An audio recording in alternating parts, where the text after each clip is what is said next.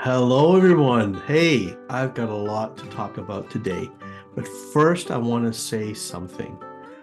I want to say that failing to do your homework before making the leap abroad can turn your dream of living as a Canadian expat into a financial nightmare.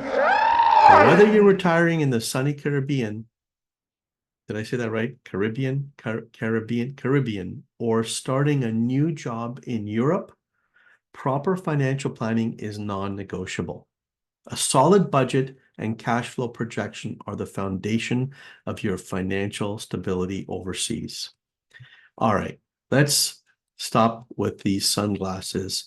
Let's see if I can digitally take them off. I like to play around with these video filters and avatars every once in a while. So I'm going to just, there we go. Now you can see me and I can see you a lot better and not in the tinted dark frames. I want to talk to you today about planning, uh, and the importance of planning in becoming an expat. Because the harsh truth is that if you skip the research, and I know I'm not telling you something new, everybody knows they have to do research. Everybody knows that you can't ignore the numbers and you just can't hope for the best. But a lot of people still act as if they're hoping for the best. They're getting general knowledge from here or there, but you might find yourself burning through your savings a lot faster than you can say hola. Your financial cushion could vanish and leaving you with stressed and scrambling to survive if you just don't do your pre-work. When I work with clients interested in becoming Canadian expats, the first thing I do is I take them through a comprehensive financial planning process that leaves no stone unturned. And I made a short video that you can watch. I don't know if I'm going to point and it's going to magically appear, but there's a video, maybe I'll put in the link, on just one of the foundational pieces, and that's in budgeting or cash flow planning. Take a look and see that it's not that difficult, but we just need to have the right um, partner in helping us to do that, or at least the checklist on how to do that. So I do coach my clients and future clients that are going to be expats on how to project their future cash flow, taking into account not just the obvious expenses, but also hidden costs that can often catch people off the guard. We discuss everything from cost of living in their destination country to the specific lifestyle that they want to lead.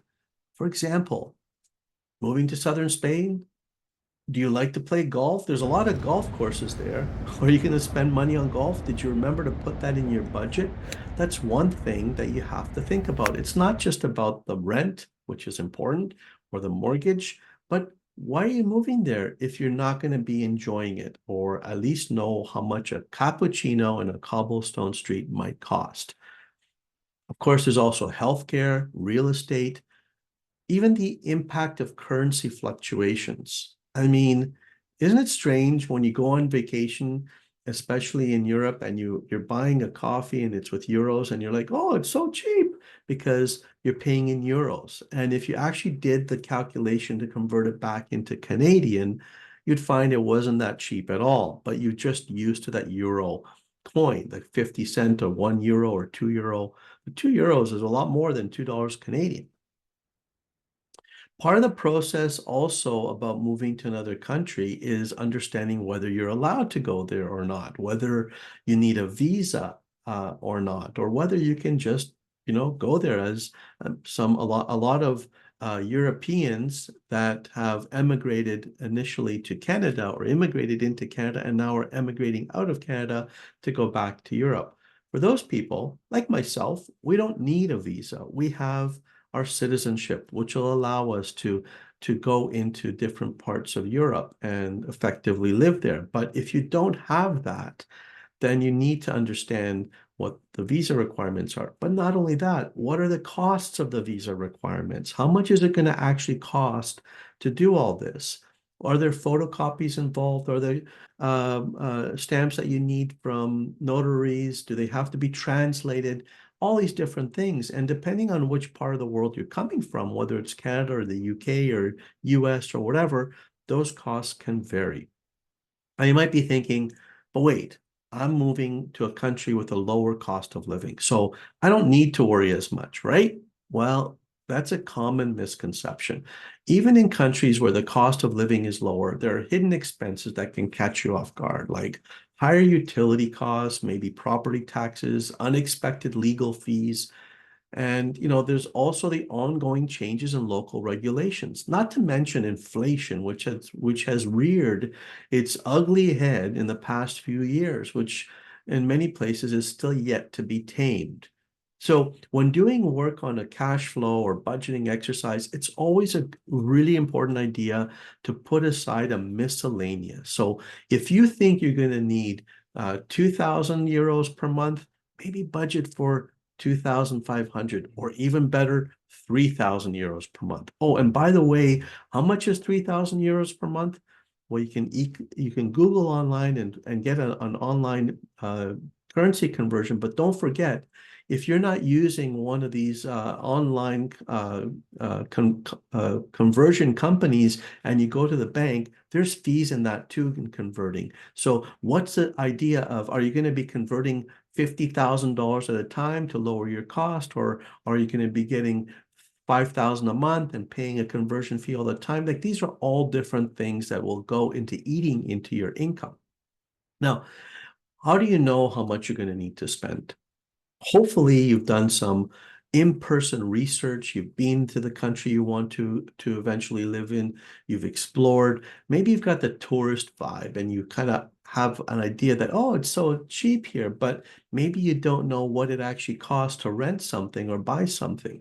So of course, speaking with various professionals and the next time you're on vacation in that place, or you're scoping it out, make it a point to speak with a realtor or buying agent about how much does it cost to rent a place, and the location, the amenities, what are the utility costs like, or so on. And if you want to do your own research online from the comfort of your own couch at home here in Canada, well, then go over to a website like Numbeo, which I'll put the link here as well so you can see it. But I've also highlighted in that same video where I did the cash flow, because we looked at comparing Toronto, where I am I'm in the GTA in Toronto, Ontario, against Seville in Spain, and put them side by side to see what are the different costs. And you'll find a lot of information there, even from how much a banana costs to a pair of jeans, rentals, utilities, transportation, even McDonald's is listed there. So it's very, very interesting to look at and see. And how accurate is it? Well, it's as accurate as the people putting information in there, but I've used it in the past. It was pretty accurate, and I've spoken with other people that have used it and they find it accurate as well. So after gathering all this information of what the potential cash flow needs might be, then we will get to work with creating that cash flow budget for you. So using the financial planning software, or you know what, if you want to use an Excel spreadsheet, by all means. The main difference between an Excel spreadsheet and the financial planning software that you're going to get from a professional financial planning firm is that the software that we use actually has embedded in it rules on the Canadian tax rules, withholding taxes, or we can add that in. We can put in there your principal residence and how much that's going to be worth when you actually leave and you're going to sell it, and put that in there, so that you may know your cash flow of, you need 3,000 euros a month. But now the next question is, where is that cash flow going to come from? How much of it is going to come from Canada Pension Plan, from Old Age Security, from your RRSPs or RRIFs? How much from your tax-free savings account? How much from your pension? How much from your non-registered? How much from your bank account? And how does it all work together in the best way possible to be most tax efficient for you, knowing that you're now in a new country and Maybe you know this, maybe you don't, but there is a 25% withholding tax on income that is coming out from an RRSP. So while planning is critical, the other thing that you need to be aware of, and that I've seen a more over and over, is that with coaching in my clients, is the importance of flexibility. So, because even the best laid plans can hit a snag, whether it's the rise in the cost of living, an unexpected health issue, or changes in income. Being adaptable is crucial. So by building in that extra buffer, that miscellaneous potential cost, that doesn't mean you have to now spend it, but really think about what you envision your life to be like. Like you may have a destination city in a particular country in Europe. A lot of my clients are looking to move to Spain. So let's take Spain as an example. In particular, Malaga. I know Malaga very well. I've actually been there. My wife has worked there as well, and I have family in the region. So I know it quite well. But what I love about Malaga is that you can have your place there in the sun, and they have a wonderful airport that for like the cheap flying costs in Europe with Ryanair or whatever, Wizz Air, for maybe 20 euros when it's on sale or 50 euros, you can hop on a plane and as a taxi fly into another country and go visit that country too. Well, guess what? Of course, you know that's an expense. But if you don't remember to add that into your financial plan or your cash flow, that might be an expense that you just can't afford. You may just have to be in poor, old, lonely, sunny southern Spain with nothing to do but eat an ice cream and drink a cappuccino or eat some tapas. I mean, tongue in cheek, of course, it's quite a lot to do there as well. But I'm just saying, try to remember it's like this is your life.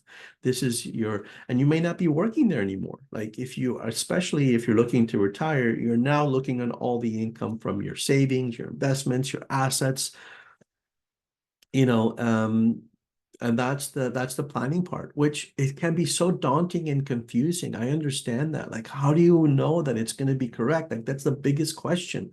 One of the biggest questions, aside from knowing what the taxes are going to be or how they work, one of the biggest question is whether you're going to retire in another country or in Canada. The biggest question is, do I have enough? Will I be okay? Do I have to worry my family about taking care of me? Like this is not different. Doesn't matter where you are in the world. And this is the importance of actually doing this work beforehand so that you're not just jumping in hoping for the best. If that is, there's nothing wrong with that, by the way. If this is you're an adventurous spirit, you have no real worry or, you know, I understand that. I mean, there are so many self-sufficient people out there.